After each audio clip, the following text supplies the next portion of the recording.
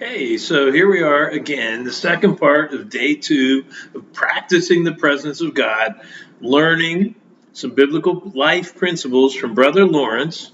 And we are talking about the very, very beginning. Remember page 64, the union of the soul with God.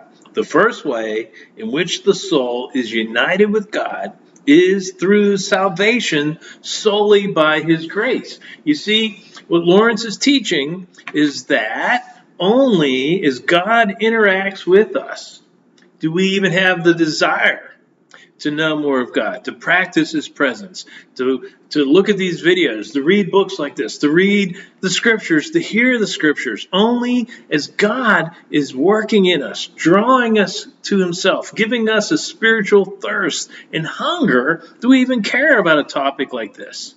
Where does that come about?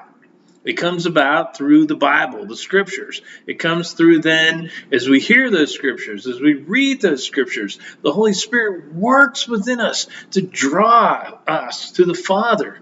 And he gives us with this life journey of grace, meaning that it's all accomplished for us by Jesus.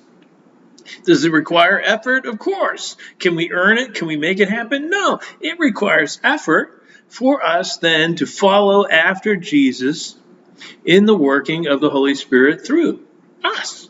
Now, without God being the primary catalyst, would we ever seek after this? No.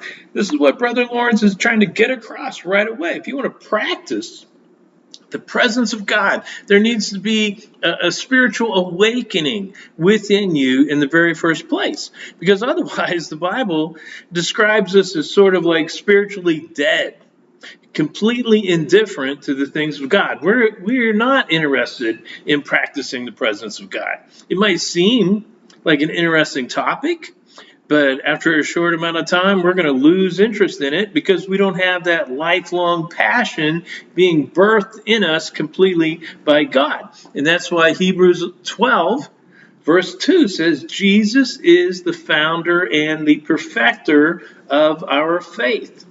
And that's why I also hold on to a promise like Philippians chapter 1, verse 6, that the only way that I progress in knowing more of God and walking in friendship and relationship with him is because he who began a good work in me, he who began a good work in me will see it to completion through Jesus.